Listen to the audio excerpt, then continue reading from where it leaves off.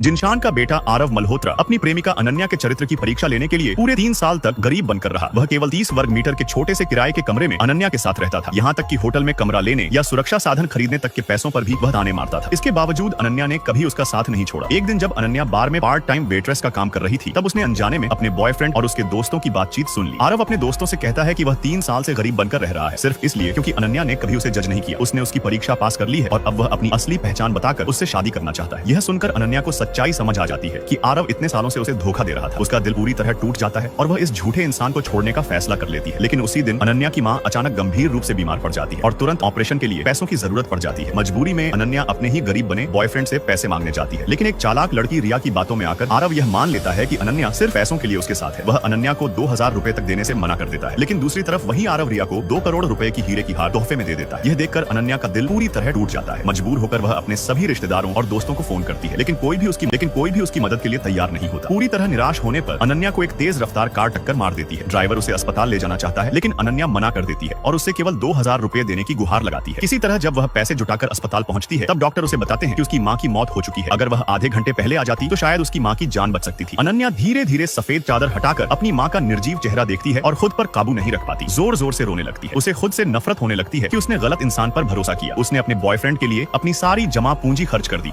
और सबसे ज्यादा दर्द उसे आरव की बेरुखी से होता है। मां के अंतिम संस्कार के बाद अनन्या घर लौटकर अपना सामान पैक करती है और वहां से जाने का फैसला कर लेती है। तभी आरव शराब पीकर घर आता है और अनन्या को आदेश देता है कि वह उसके लिए हैंगओवर सूप बनाए। अनन्या चुप रहती है। गुस्से में आरव 2000 रुपए निकालकर उसके सामने फेंक देता है और कहता है कि पैसे लो और काम करो। अनन्या गुस्से में पूछती है कि क्या वह उसकी प्रेमिका है या सिर्फ नौकरानी या फिर कोई खिलौना जिससे वह अपना मन बहलाता है। लेकिन आरव उल्टा उसी पर चिल्लाने लगता है और कहता है कि वह 2000 रुपए के लिए अपनी मां की बीमारी का झूठा बहाना बना रही है। अनन्या जब अपनी मां की मौत की सच्चाई बताने ही वाली होती है, तभी रिया बिना किसी शर्म के घर में आ जाती है और कहती है कि यह घर आरव का है और वह यहाँ एक रात रुकेगी। इसके लिए अनन्या की इजाजत की कोई जरूरत नहीं है। अनन्या रोते हुए बताती है कि बेहतर घर में रहने के लिए आरव ने ही उससे यहाँ आने की गुहार लगाई थी। ज्यादा किराया देने के लिए वह रोज कई नौकरियां करती थी। वह आरव से पूछती है कि क्या उसने कभी उसकी इज्जत की, लेकिन आरव को जरा भी पछतावा नहीं होता। वह कहता है कि उसे किराए के पैसों से कोई फर्क नहीं पड़ता। तब अनन्या को एहसास होता है कि उसके 7 साल के प्यार की कोई कीमत नहीं थी। दिल टूटने के बाद अनन्या आरव से रिश्ता तोड़ लेती है। इस बार आरव घबरा जाता है, लेकिन अनन्या का फैसला अटल होता है। वह बिना पीछे देखे उस इंसान की जिंदगी से हमेशा के लिए चली जाती है। ऑफिस पहुंचकर वह दोनों की तस्वीरें कूड़ेदान में फेंक देती है और मानव संसाधन विभाग को अपना इस्तीफा सौंप देती है। तभी उसे पता चलता है कि यह कंपनी भी आरव की ही है। तब अनन्या को समझ आता है कि क्यों सभी कर्मचारियों की तनख्वाह बढ़ी, लेकिन सिर्फ उसकी नहीं। वह हमेशा सोचती थी कि शायद उसने पर्याप्त मेहनत नहीं की, लेकिन जब वह अपनी सैलरी स्लिप देखती है तो उसे गहरा सदमा लगता है। जिस बढ़ी हुई राशि को वह वेतन वृद्धि समझ रही थी, वह असल में उसकी ही तनख्वाह से काटी गई रकम थी। अनन्या को याद आ जाता है कि कैसे वह 2000 रुपए के लिए भीख मांग रही थी और उसी आदमी ने उसकी मां की जिंदगी छीन ली। जब वह आरव से सवाल करती है तो वह बेशर्मी से कहता है कि वह उसकी शादी के लिए दहेज जमा कर रहा था, क्योंकि शादी के बाद